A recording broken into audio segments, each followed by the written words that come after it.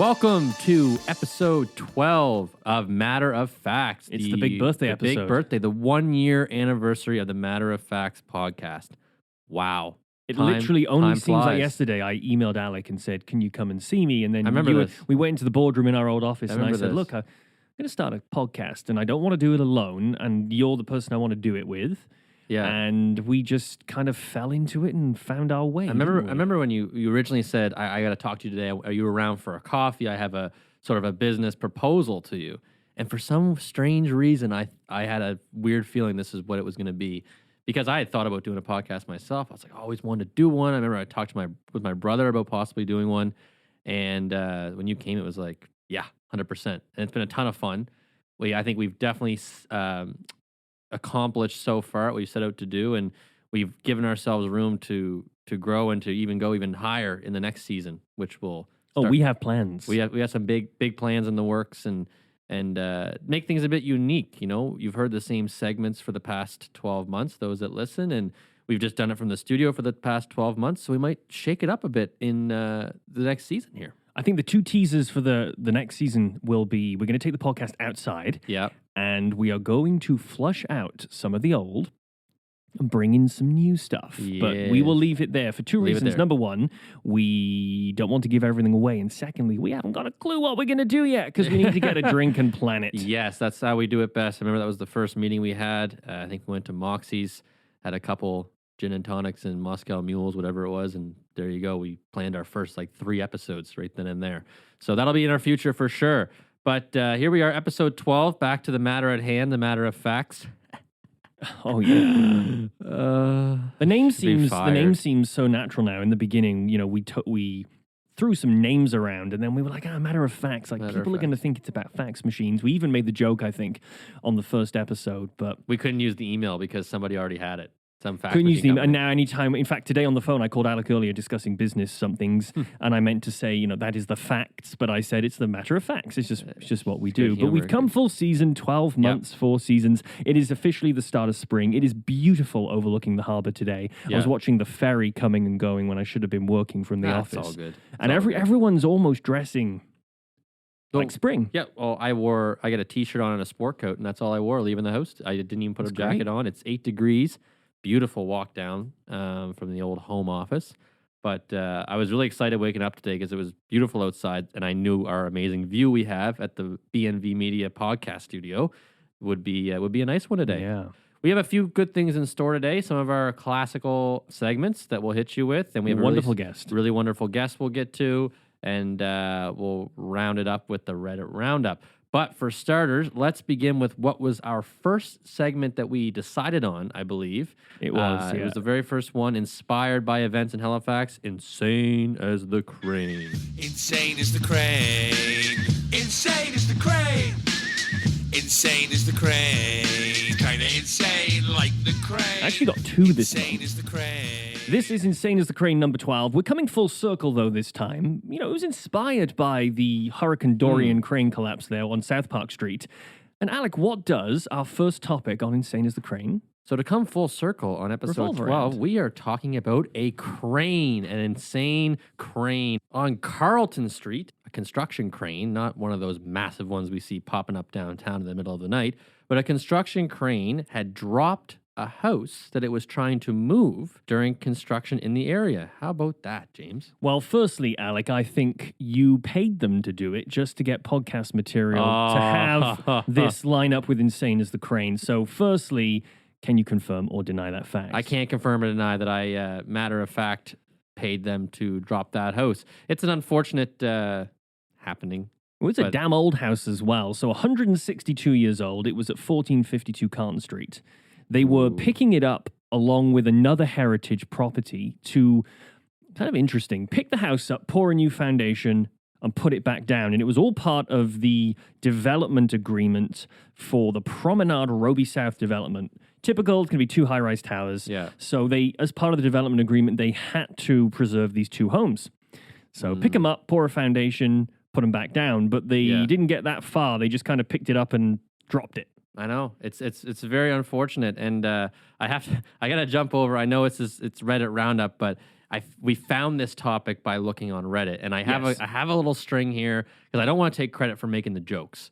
Okay, but I thought this was pretty funny. One guy said it's been recently renovated to an open concept floor plan. And someone said, well, the open concept is a good addition, but the walls are an issue. They are kind of perpendicular-ish to the roof, but also getting a bit parallel-ish with the roof. I understand it is a unique architecture, but I can't justify spending more than $19.99 a month on it. Someone goes, $3,000 a month, no utilities, bicycle parking only, backyard sort of, free recreational puzzle space. I love it. Oh, you can always trust Reddit to tear something apart in exactly the right way. I know we're not Reddit Roundup right now, but I had to bring that up. No, it's good. It all, the best of Halifax happens on Reddit. We have bad anyway. luck with cranes. We have bad luck. The best thing I like, I'm not going to say the guy's name. I had it written down in my notes here, but I'll omit it. But the owner of the crane company involved in the incident said it was an accident.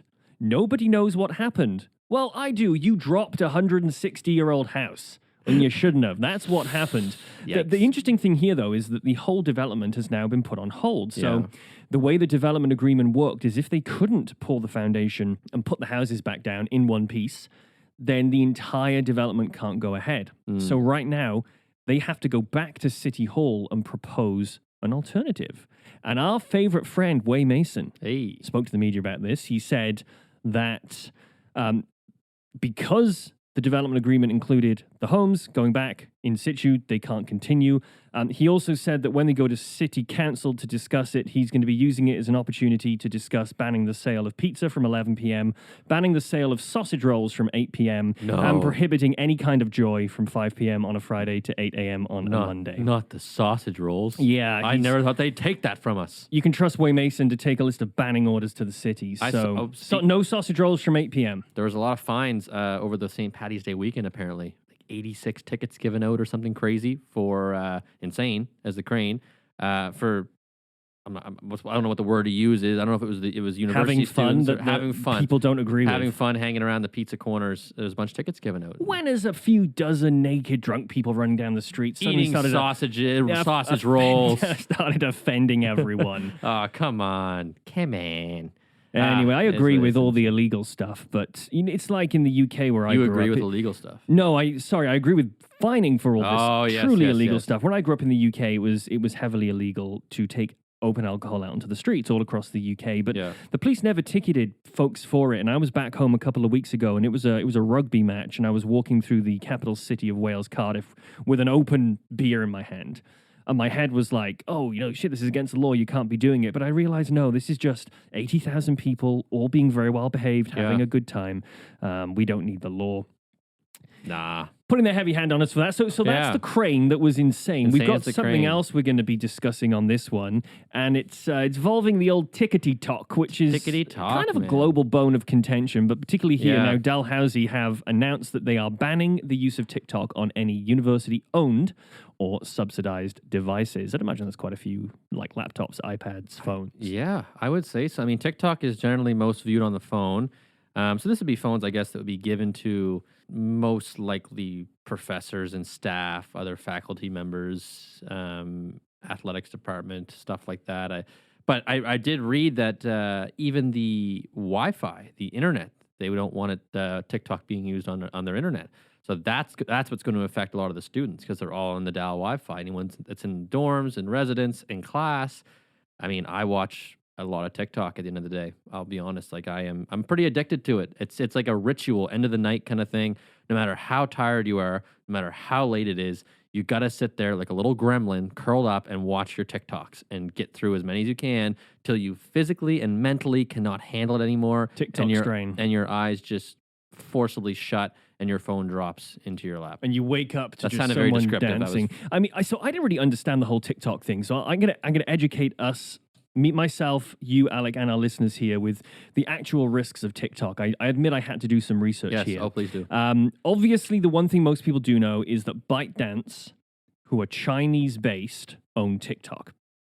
There's some geopolitical problems right now. Now, if we go back to the story here with Dal, the email to faculty and staff said, and their justification was that they're banning it based on evidence from national Canadian information security and privacy organizations and investigations of international partners in the United States.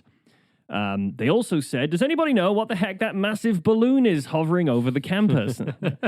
No, but seriously, the links, get rid of it. The links are there with Atlantic Canada and Chinese defense. So apparently, the US-based data intelligence shows Atlantic Canadian universities are collaborating on sensitive research with China and other states seen as hostile. In fact, universities in Atlantic Canada have professors that work closely with researchers from China's National University of Defense Technology. But this led me to think, what is the issue with TikTok? Do they just not want to see people dancing? So I Googled, why is TikTok so dangerous? And these are the reasons that they believe TikTok is so dangerous. Number one, TikTok collects huge amounts of user data, such as a user's location, contacts, and message contents. Rumor even has it they can access your iMessages, which of course has security and privacy implications. Yeah. Number two, littered with security vulnerabilities and is an easy target for hackers, including the ability to plant unsolicited content on users' feeds. So what you think you're seeing on TikTok that was posted by other users could be posted by hacker groups. Number three, this is the one they seem incredibly concerned about, is that the platform is popular for the spreading of disinformation. So when you look at it, TikTok potentially is a very dangerous thing.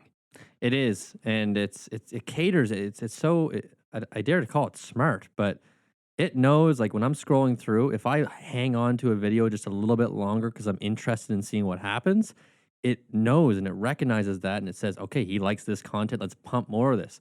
So recently, and this is just a terrifying example, there was one video of a plane crash that happened, and it was showing the interior of it. Now, the plane was fine, like the people were fine, sorry, the plane was not fine because it sort of crashed along the runway, but it showed the interior video, everyone screaming and whatnot, and I was like, oh, I got to see how this plays out.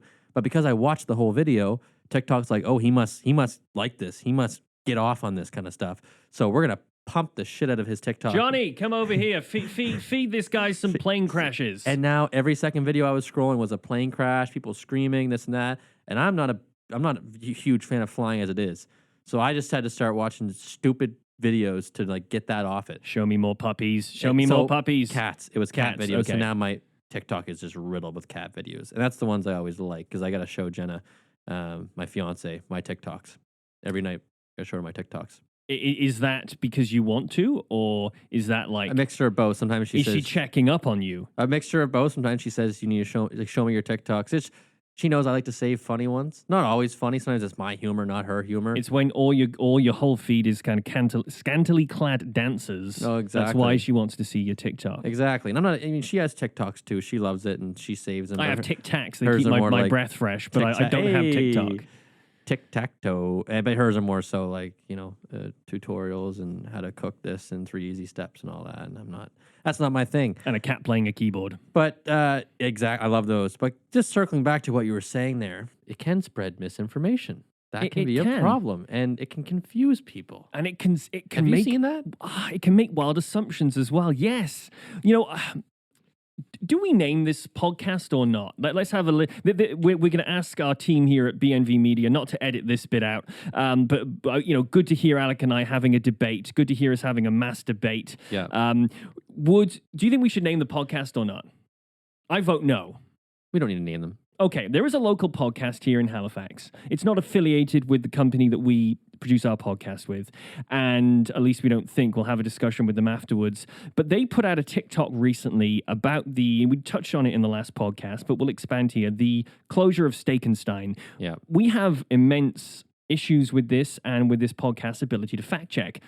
I've got some more facts, which I think should have been used in the first place. But tell us the story, Alec. Well, a little bit of a summary here. So Steak and Stein unfortunately closed over in Dartmouth, and they made this podcast duo made a TikTok about it. They made a podcast, and they made a TikTok about talking about it. And their reasoning behind it, with their theory or their, I don't know if the uneducated, non-research guess, was that the landlord jacked their rent up from $40,000 to $60,000 a month. Mind you, that's on 8,100 square feet. If you do the quick math, you're looking at about $89 per square foot, which is ridiculous for where that is. And That's New York City rates. That's to in that particular put in area. perspective. Like that's like Spring Garden Road on steroids when you're getting into $90 a square foot. You can see it. It's possible retail in some of the most dense and popular retail areas, but where that is, you would not. That rate is just ludicrous. Number two is they failed to see who owned the building, right? And there was a lot of assumptions on who owned it. They said landlord jacked the rent. That's why they left. But if they would have did their research, what would they have found out?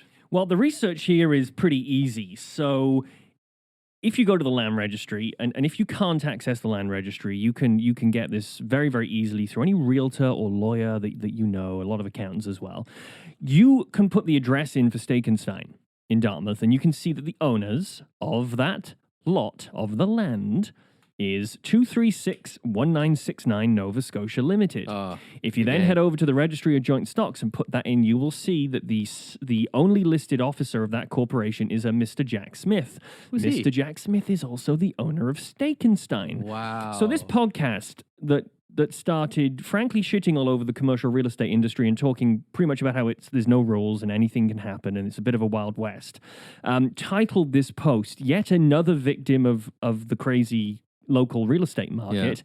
And they claimed that Stekenstein closed because the landlord, as Alex said, jacked the rent from 20 to 40K a month. 40 to 60. 40 to 60. 40 to 60. We've Imagine. actually traced this back to Reddit. There was Princess Squid on Reddit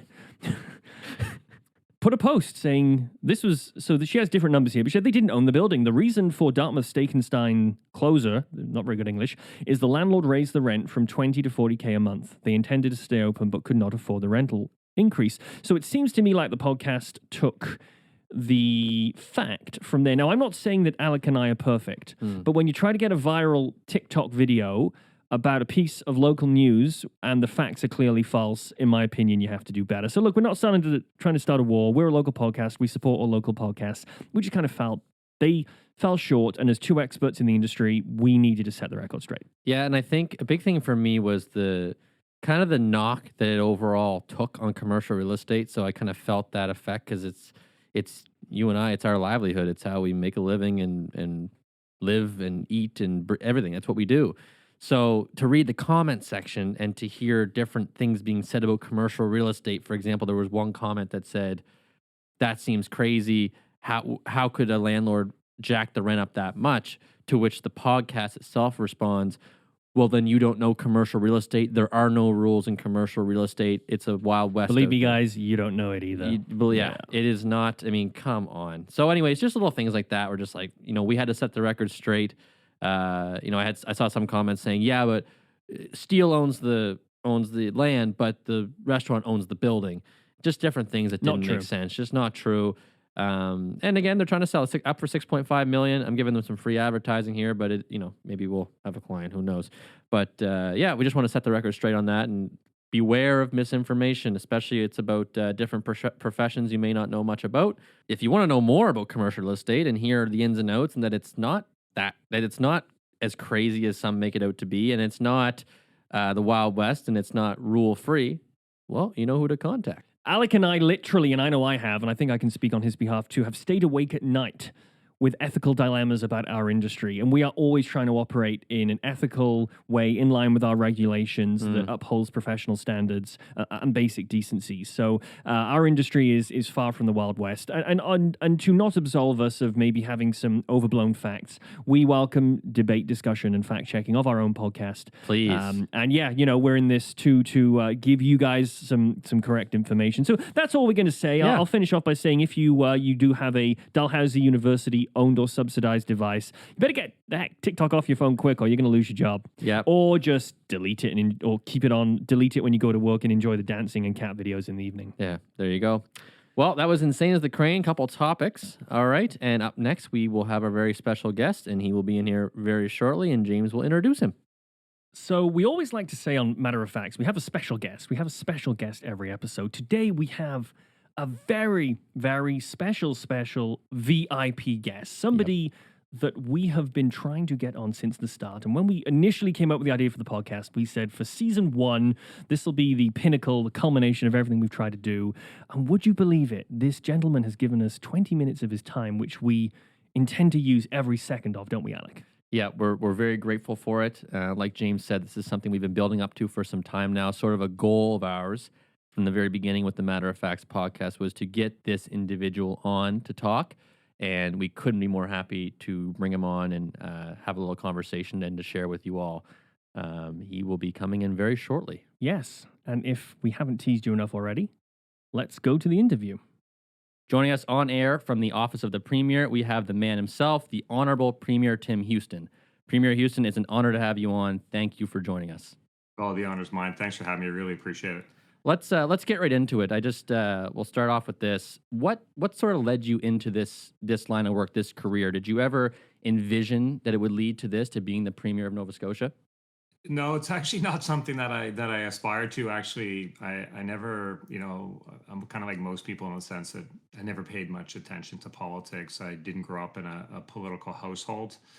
We didn't talk about politics at home, so it wasn't really something that I was really focused on. Certainly, so I went to St. Mary's, became a chartered accountant. Once I 1995 got my chartered accountancy designation. Same year we got married. Carol and I got married in 1995, and we went to Bermuda.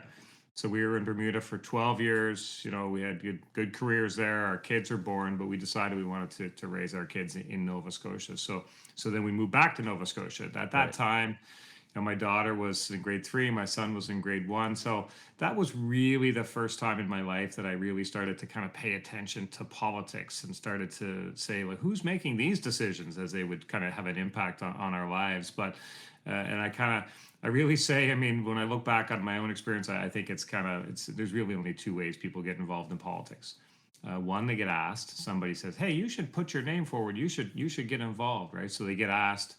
Or 2, they get upset or they get angry at some government policy or something that happens. And nobody asked me to get involved in politics. When we came back, and we had kids in the school system, we were just seeing things in the community that I really started to say, man, who's running this? Yeah. How are these decisions being made? So that's how I got involved in politics. As I was married at that time and had kids, and it was the first time in my life that I had really started to pay attention. And when I looked at started to get an understanding of government and the party system and how it all works, I started to look at the people who were making the decisions.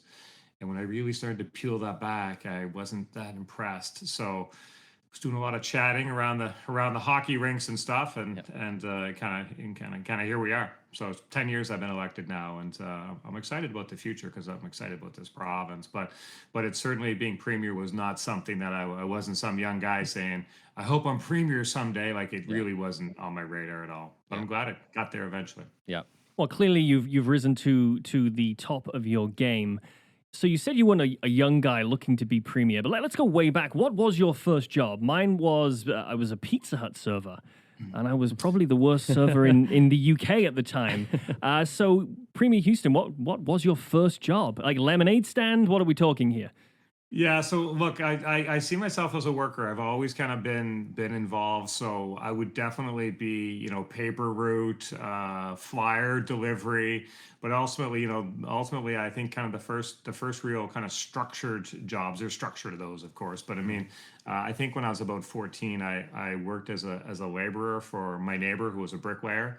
So he had a son that was the same age. So him and I would, we'd pile in the car at 5:30 in the morning or whatever and go to the job sites. And we were the guys who carried the bricks up or mixed up the mortar or did that. So that was really kind of the first job that I had, that you got a paycheck and you got a kind of a taste for things. But after that, I did that for a couple of years. Then I worked at McDonald's. I spent, a couple of years at McDonald's, which I think is you can learn a lot working at McDonald's in those types of situations, just with the structure of the training and stuff. But those were, I think, I tended to be a worker. I was interested in working. I was interested in learning about different things, and I had some opportunities, and I took them. But so I've been working for a little while now. Yeah. I always say, don't let the gray hair fool you, but you're not fooled. I've been working for a long time. Right on. So you live in Pictou County, And I'd be remiss not to ask this. I have a lot of friends from Pictou County, and my friend Nathan Snell would definitely want me to ask this question. I got to settle this now because I don't think I can sit in suspense much longer. Best pizza joint in Pictou County. What do you think? Well, first off, I'm going to say I'm really impressed that you're friends with Nathan Snell, the great Yeah. family. So you just Awesome. went up in my books There we right go. away. Thank you, Good, Nate. good, really good guy.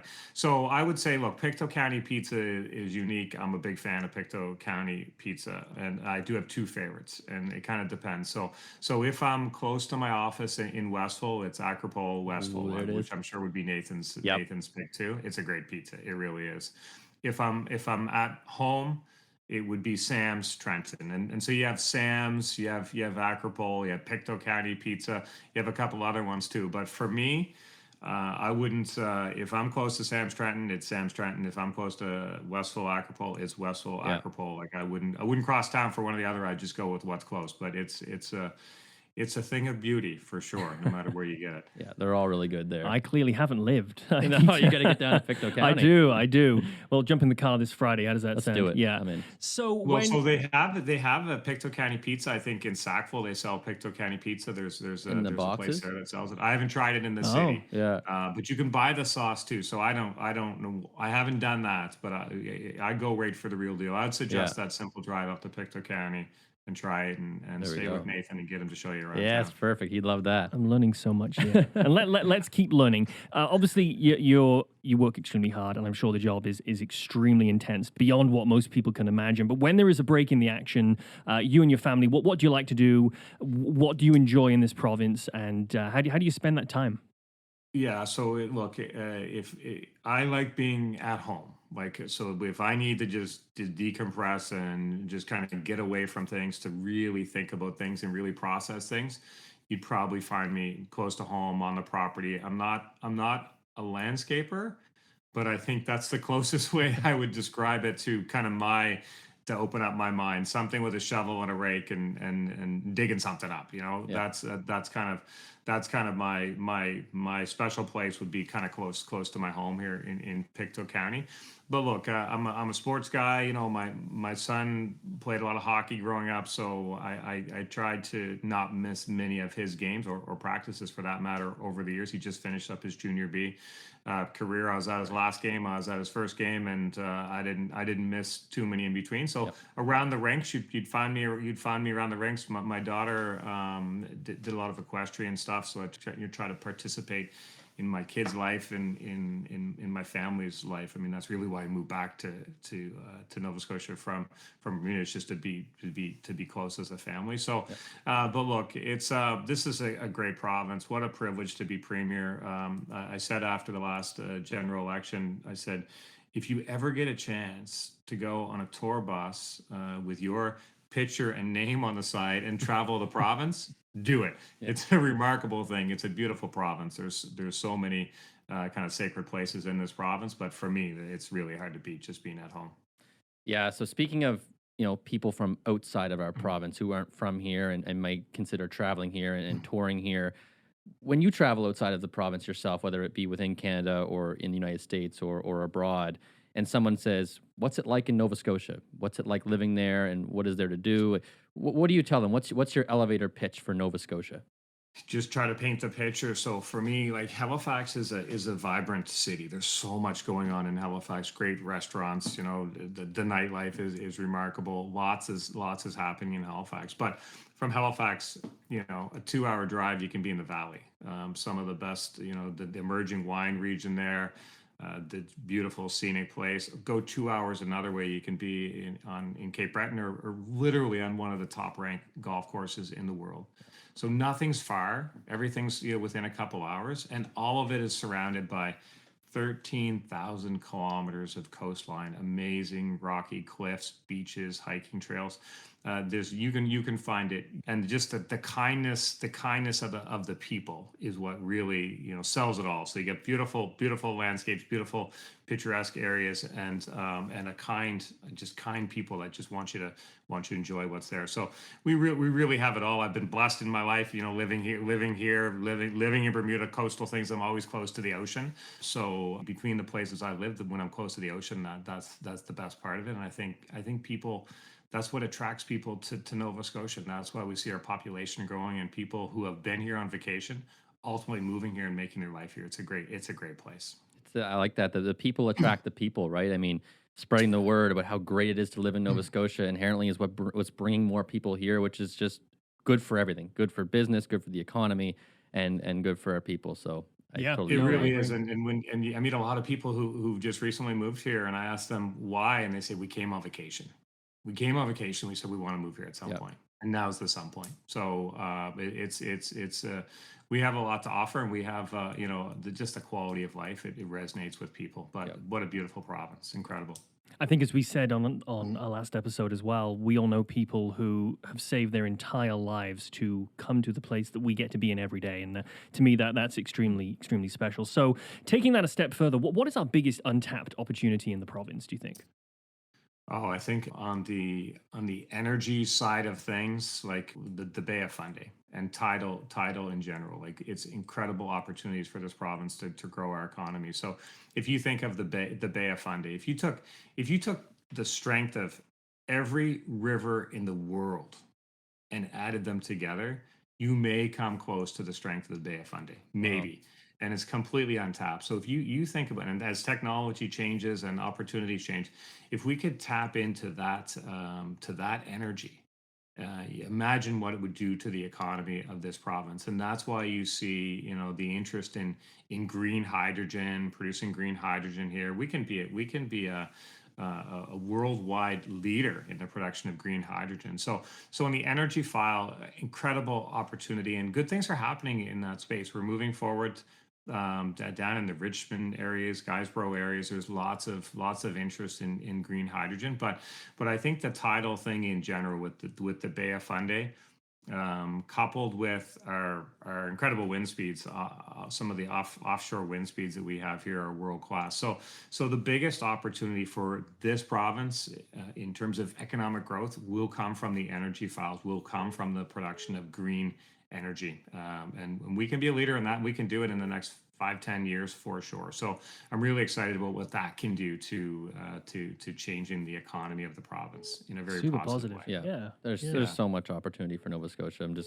It's that's one of our main goals of this podcast is to shed a light on Halifax, but Nova Scotia in general, and just how great of a place it is to live in. So kind of going back, I know we talked about what led you to where you are now. I'm sure there are many paths to get to where you are, which to some may seem overwhelming, or it may ultimately cause them to hold off. I think it's too difficult. There's too many loops to go through. What's one piece of advice you would give to someone who is looking to enter that line of work, that's thinking about making that jump into what your realm? Are you thinking specifically in politics? Yes. Here's the thing that I say. So I was leader of the opposition for 3 years. I've been premier for I guess 18 months now. So, but as leader of a party, you're always engaging with people, talking about the province, learning about the opportunities, the challenges. But the other part of it is recruiting candidates to run in elections. And what I know from myself and from talking to so many potential candidates is the decision to put one's name on a ballot is such a personal decision. The timing is critical. The timing has to be right in a person's life. And we know that politics with social media is not always kind on social media, and people are always conscious of the fact that, well, somebody's gonna say something, going to dig something up, gonna try to slander me in some way, shape, or form, Right. and that is a reality. I mean, that's kind of the world we live in right now. But I say, look, we need good people in politics. We need people that care about their communities. We need people that care about their province. And if you're a person that cares about your community, and cares about your province, and wants to help move things forward, then you just go forward and you just do it. But it's pretty, it's you have to like people to be involved in politics. I mean, Yeah. you pull up at the local Legion for their dinner or whatever the case is, and you see a parking lot full of cars, and you gotta want to go in there and talk to all those people and hear from them, and that's a really important thing. If you're shy or you're not really that interested, then it's probably not the thing for you. But between politics and I had a business career, but whatever career it is, that old thing is you have to enjoy it. If you don't enjoy it, then it's only going to be work. And in the world of politics, people can tell when you're not focused on them and you are focused on something else, because that means you're not interested in them, right? So I mean, anyone who's I encourage people to get involved in politics. Get you don't have to do it like I did, kind of go from nothing right to elected member and then ultimately to premier. But I mean, you get involved in a campaign, get involved with your local representatives, spend some time with them just to see what they do in the run of the day. But I will tell you. It's true in life that you get out what you put in. Yeah. And I put a lot in to being an elected representative. I put a lot into being premier, but I get a lot out. Yeah. Because when I see good things happening, I get a lot of enjoyment from that, and I want good things, so I put a lot in, and I get a lot out. Definitely, and I like what you said about if you see change need to be made and something, and you just jump in and go for it. James, I don't know if you know this, but I actually have a bit of a connection to Premier Houston's party. My uncle Tim Cranston ran for the Halifax Atlantic area, and it was because he never thought he was going to get into that, but it was because he saw things that need to be changed and stuff he wanted to Democracy in action, and he just said, "I'm going to go for it." Yeah. He texted me one day, said, "I'm going for this," and I was like, "I'm in. I'm all in." It's for the you. beauty of where we live. Anybody can do that. Yep, 100%. Anybody can do it. Yeah. Yep. Yeah. And I love Timmy. Yeah. So same. Flipping back to your own time in office, you said about 18 months right now, and then down the road, future. How do you want to be remembered? What do you want your legacy as the Premier of Nova Scotia to look like? Yeah, so it's a good question, because I remember when I was running to be the leader of the PC party. It was 5-way contested nomination, and campaigns have lots of highs and lows. There's just lots of highs and lows in a campaign. There's any way you look at it. And I was driving to Halifax one day, and I was talking to a friend of mine, and he said, "Look, I have no doubt that you will win the leadership and you'll be leader of the PC party." And for me, I had a lot of doubt at that particular time. Right. And he said, "And I have no doubt you'll be premier." He said, I really believe that you'll be premier." And to me, that was, again, it just seems so far away. But he said, "But the question that I have for you is, in 20 years, is anyone going to care? So in other words, what are you going to do when you get there? What are you going to do?" So it actually caused me to think a lot about the potential of the province, and what is it that I feel that I can bring to the table that leaves a lasting impact that matters in the grand scheme of things, right? So for me, it's we have a goal of doubling the population of the province. So people drive economies. We want more people in this province, and really we want to right size the demographics. So we tend to be an older population. So if we can get more people, more younger people, then we can right size the demographics of the province, and that will be good. A good thing for generations. So right sizing the demographics is something that I'm really focused on, and I want to achieve, and fixing healthcare, making sure that people can access healthcare, really fixing healthcare and setting up the healthcare system, modernizing it, using innovation, whatever different ways to access care, but making sure people can access care, so that when we look back, we'll say, yeah, that's Houston government, they fixed healthcare. Yeah. And that Houston government, they got our demographics right sized, and they set this province up for the future. So those I spend a lot of energy on those issues. I spend a lot of time, and then of course there's a lot of issues that are interrelated in that are tied into that.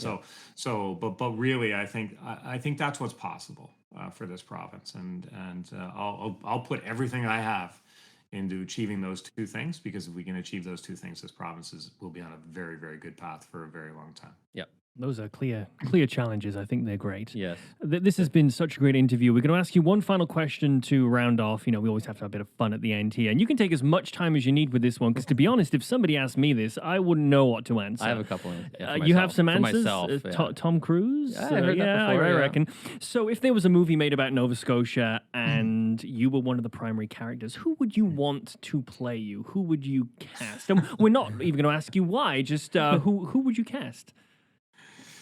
Oh man! Well, listen. If there was a movie to be made about the province that I could be cast in, and by the way, I should tell you, I do have an IMDb account because I had a cameo appearance on The Curse of Oak Island. Ooh. Okay, So- this guy has so an I- IMDb too. I'm the only one who doesn't. Okay. So at one point, I was, I think, maybe 6,235,000 ranked on IMDb. So I don't know that I ever will be cast in something, but we've got the groundwork laid. But I'm actually really interested and just fascinated by the story of the Halifax explosion. I mean, that's an incredible story. The fact, the help that came from Boston. You know, the explosion happened in the morning, and by that evening in 1917, there was no cell phones. You weren't texting somebody for help, right? But somehow, during the course of a day, the good folks in Boston found out that something bad had happened in Halifax, and they couldn't reach anyone there, so they didn't know the extent of it. But they got to work, and they loaded a train with provisions, medical supplies, and food, and they sent it to Halifax to help out. And of course, we send a Christmas tree every year. He's erected on the Boston Common as a thank you for the kindness there. So I think there's a great movie to be made about the Halifax explosion. Might be some kind of romantic movie where, you know, somebody comes up from Boston to help out and falls in love with a beautiful Nova Scotian girl, and somehow I'm some bit player in that whole thing. I think that would be a really good production, and I'd love to have my cameo on there and There get you my go. IMDb account down in maybe the 4 millions or something. Get that ranking up. That's definitely. a great idea. We've all got to go off air here and discuss how royalties are split. If it's a two-way or a three-way, Yeah, we'll whose idea we'll was this? figure it out. There we go. Premier Houston, look, this has been great for us, and we have thoroughly enjoyed having you on the program. Every episode, this is the first season of our podcast. We're coming to the end of the first season.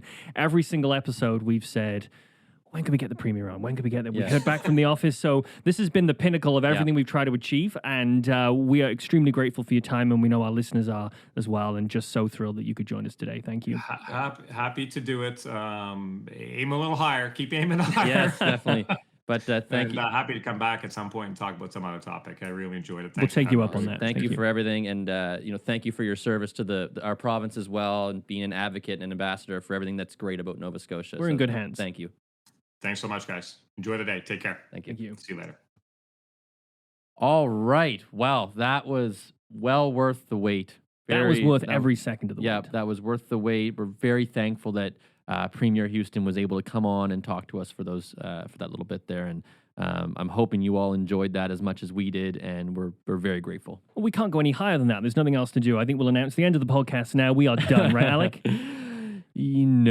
There is more to come. Season 2 is on the way, and we're going to try and go bigger and better than ever with some new segments, new ideas, new stuff for you guys, and looking forward to it. But we will remember this fondly. And we still have more coming up on this episode. Let's continue here. Well, what's next is our Reddit Roundup. Reddit Roundup. Haligonians losing their minds over minor inconveniences. All right, so today for the Reddit Roundup, we have 2 topics. And I find that lately in our Reddit Roundup topics, when we first started, we were trying to figure things out. We were picking these random topics, but now we've kind of picked ones that are almost like general Halifax people topics, voice of the people, and opinion, not just on one specific thing, which I've found generates the most controversy, honestly. So there was one, this one's called, the thread name is Stop Yelling at Me. Stop yelling at me. It generated 369 hits. I don't know how many comments, probably 80 something comments, and generated a lot of buzz from the service industry and people that have worked in the service industry and deal with that every day. Yeah. Do you want me to read the comment out? You have a comment? Oh, the main The comment. actual main Was comment there a main? Oh, I'll read it out. You got it? Stop yelling at me. Stop yelling at me. from Obvious Coffee 9669. Obvious coffee. Oh, nice. Why do people feel it's their right to yell at an employee and in return not be spoken to in the same manner? If you are offended by me yelling back at you, then speak to me in the manner in which you would like to be spoken to in return. I will do my best to keep the language clean and professional, but there is nothing wrong with me raising my tone to match yours. Tired of the, in quotations, customer is always right mindset. Everyone is human. Start treating them that way. Could not agree more. Yeah, I Bottom line totally for me, there is no excuse for not being a basically polite and good human being, whether you are frustrated at the person in service or customer service, restaurant service, whatever, airline Yeah. staff, whether they have actually screwed up, because we all screw all up. make mistakes. There is Just no like the podcast excuse. we were talking about earlier. We all make mistakes. Reddit typically supports the way Alec and I think. Yeah. Yep. Somebody YV Oh. an odd username Yeah. said reasonable rules for operating in a human society are simple. Number 1, don't be a dick. Number 2, Fair. wash your hands. Fair. Number 3, unofficial is wash your hands after After you touch the touch- first one. Yes. But I think those are great rules to live by. I think so too. I think the word service, I mean, they're doing you a service. No matter what that is. They're being paid not by you, because they're being paid by their employer. You're there probably paying into their employer, their company, but in the end, they're there to assist you and to make your experience better. Like if it was someone with Air Canada or WestJet or McDonald's or Cineplex, that's where I worked, or anywhere, right? They're there to enhance your experience, all right? They're doing that because they need to whether they need to save up for school, pay off their bills, pay down loans. The funniest thing is when, you see the video and the workers just kind of stand there like, I don't get paid enough, right? I'm not going to chase you down like this and that. I saw a video. I don't know if it was staged or not, but it was pretty hilarious. I hope it was real.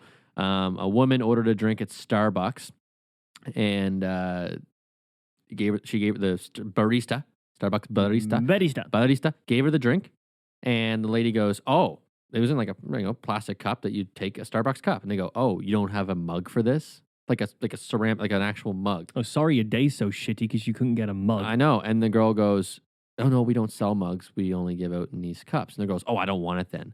And the Starbucks worker took the drink and just immediately started drinking it. And I thought that was hilarious. Fire in the hole! I love that. She just started slurping it back. It's a good drink. But it's just, she took the approach of Living Stand 5187 was one account that I found. When I worked those types of jobs, I quite liked the confrontation. I found it thrilling, and the ones confronting almost always had an intelligence of a cucumber, so I would be harshly sarcastic back. But I like your way too. Dish it back. Some of those angry effers are seriously just awful people.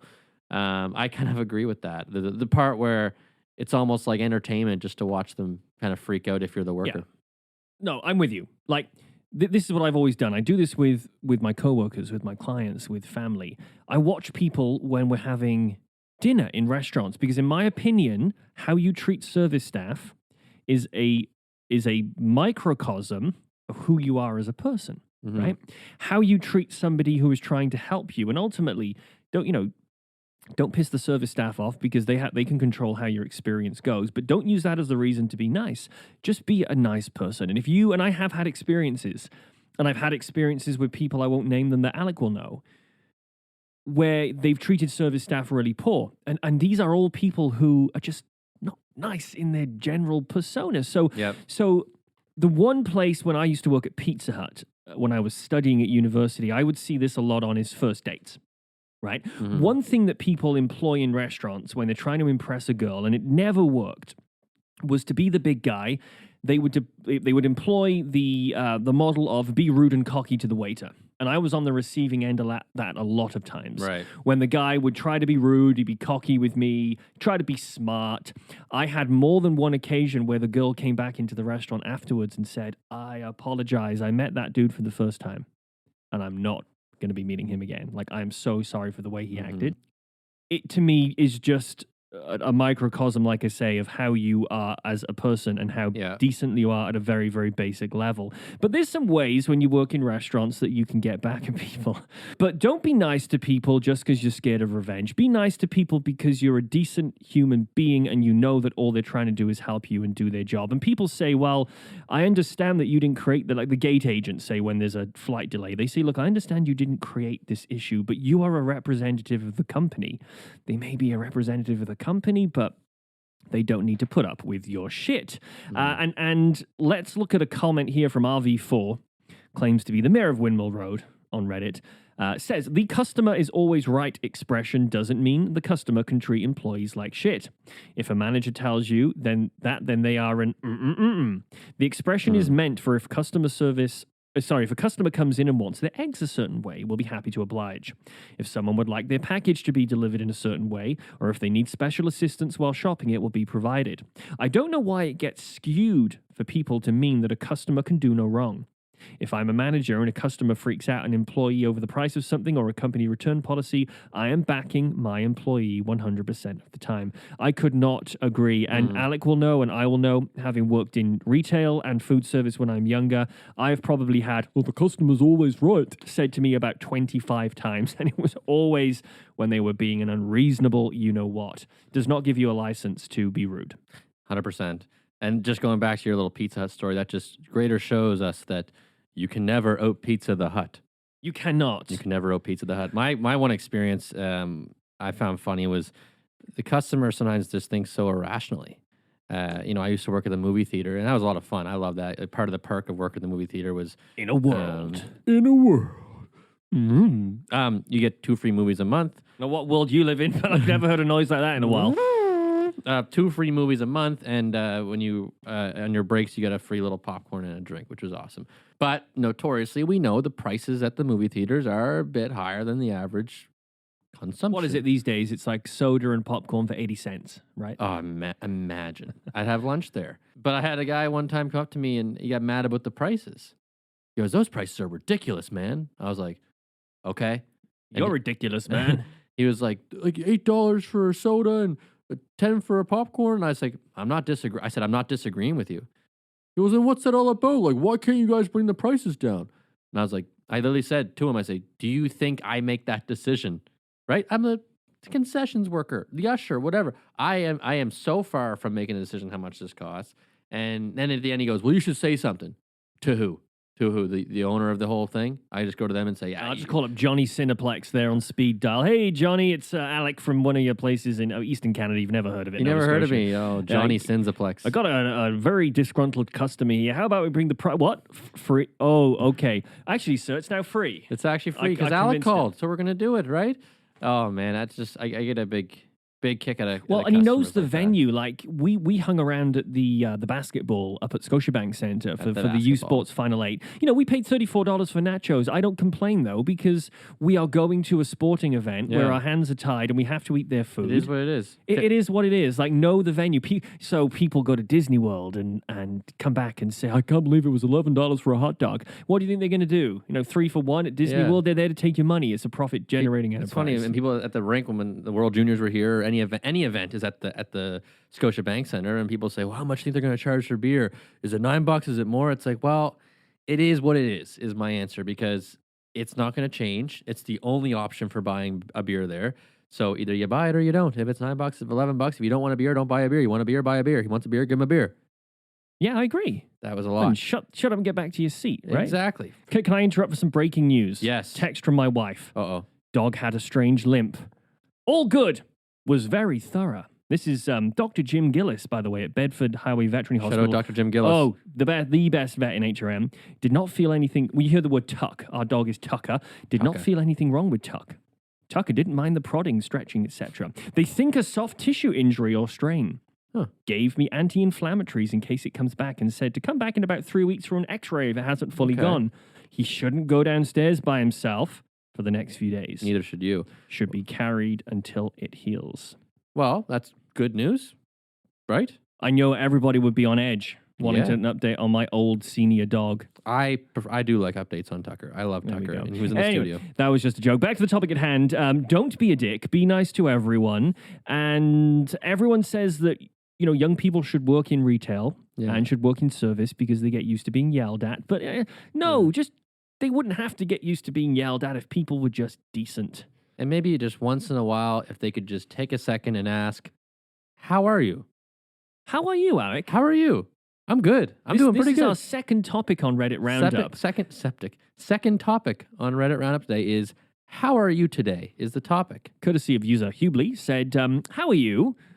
Slow day at work. How is your day going? Probably about the most uncontentious Reddit post I've ever seen, but it still managed to generate how many responses? 5,000,000. It was a lot. It though. was hundreds for of Reddit, responses. For Halifax Reddit, it was a lot. I got one from Blue Accent. Take the ent away. What would you get left with? Blue ass. Spank it. This guy says, because everyone's just answering straight up to, "How are you today?"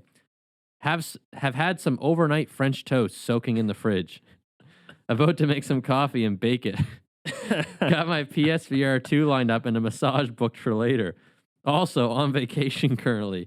Real good day on my end. Thanks for asking, and I hope your day gets more interesting. Kama Sutra's on the shelf. I love that one. Was this soaking French toast in the fridge? People are really, this is just an insight into people's lives. And the good thing here was there was a mix. This I'm going to read you two here. Seriously, because this one was heartwarming. I won't say the username for this one because of the content. They said burned out, anxious, and hungry. Mostly I'm down to 1 meal a day until payday because I haven't had a raise in almost 3 years. Currently job hunting, it sucks. Money worries have completely eroded away my mental health this past year. Work is slow, boring, but not difficult at least. Gives me time to put out resumes. And then they got a really nice response, and I will read this one. It was Leanne Loves Halifax. Came back straight underneath minutes later and said, "This is painful to read. Our society and government and all of our systems have completely failed you, and I'm just sorry to hear this.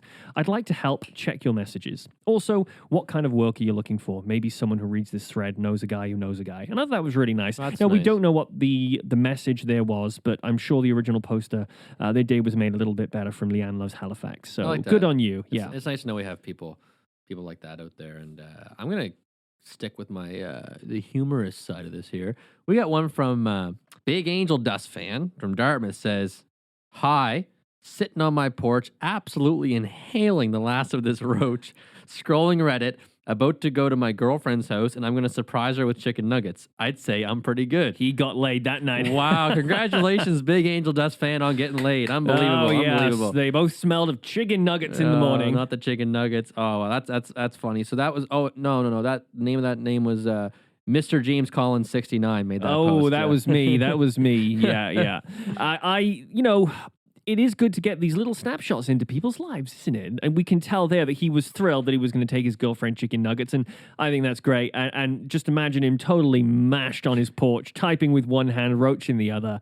I mean, great. I love it. I that's why I love Reddit. There was one I saw from a guy named, I hope I'm not stealing another one of yours. His name was Maximum Rice. So his answer was so simple, but it turned into a hilarious, like, dad type conversation. So he just said, "Making ribs." That's all he said. Got 10 likes. Someone, Hunky Dory _CA, said, "Smoking them?" Then Maximum Rice said, "Yeah, going 3, 2, 1 on my Pit Boss vertical." Then Hunky Dory goes, "Nice. I took out some pork back ribs and beef rib roast, and I'm going to do that up at the end of the week. I got a big green egg, but I was thinking of getting a vertical or barrel smoker as my brother raised pigs 4 last year. Then I smoked the bacon and such for my family, and I need something with more volume. Maybe I'll get something to fabricate. Maybe I'll get someone to fabricate something. The 3, 2, 1 method is definitely best. What flavor profile, in brackets wood chips, are you using? I typically do apple hickory combo." Then Maximum Rice sums it up with, "Nice. I wish I had the time patience for a BGE. They do big green egg. They do awesome everything, but this pellet smoker suits me fine. Using a 75-25 hickory charcoal blend I made, love a little charcoal flavor, and I lack the proper yard for a real stick burner setup. Sadly."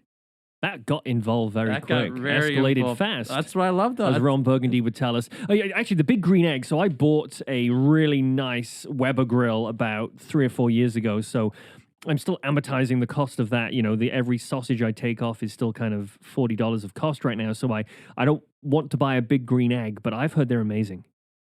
I have heard that too. I don't. Super versatile. definitely don't Smoking, have one. cooking, baking, making, taking. Yeah, I know some of my friends that have them and their dads as well, and they're pretty cool. Maybe something to look into once I'm in a home. But Just get one out in your apartment. in the apartment, we got a little Napoleon on the deck right now. But hopefully in the coming months, I will no longer be in an apartment. That's not for any bad reason. Jen and I, my fiance, are looking at moving into a home.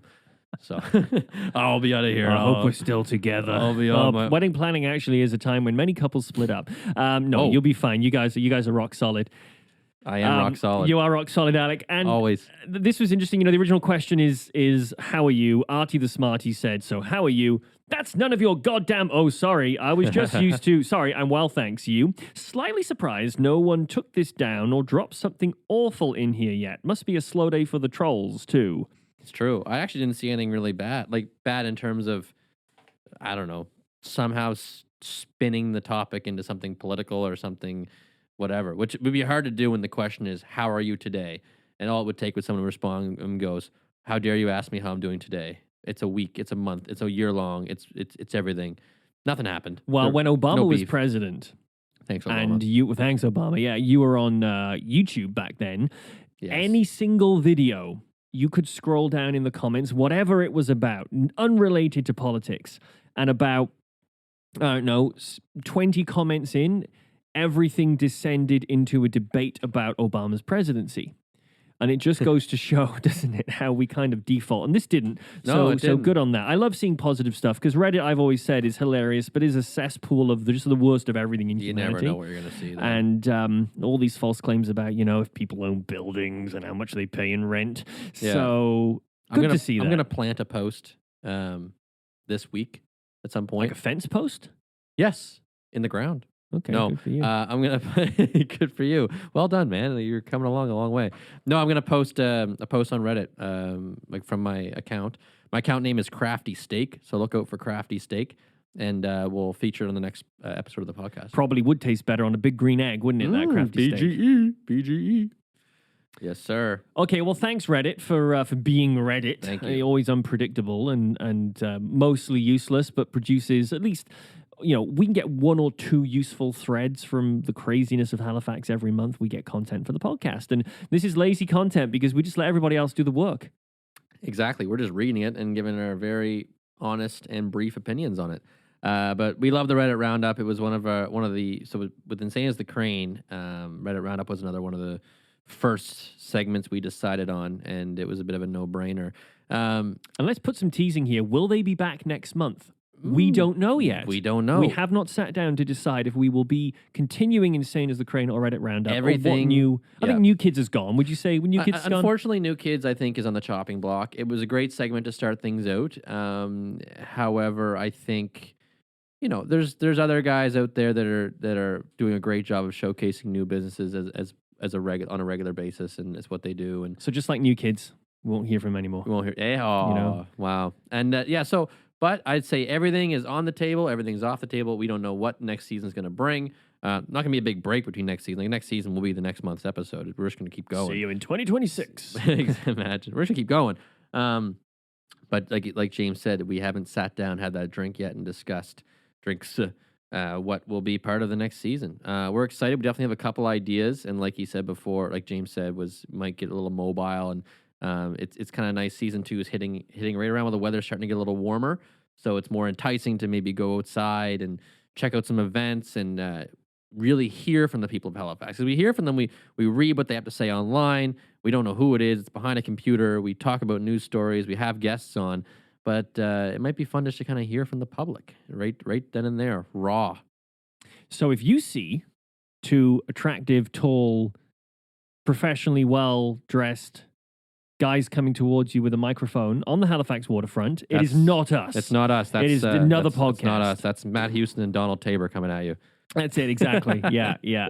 Competitors, but brothers too. Oh, yeah, good guys. Good guys. Whatever you think about or you hear about the commercial real estate industry, we're all trying to achieve the same goal, Yep. which is getting the best deal for our clients. We get along well with our competitors. We do, right? Because in the end, no Would matter... I jump in the harbor on a warm day after them? No. No, on a warm day, not on a cold day. And, would I...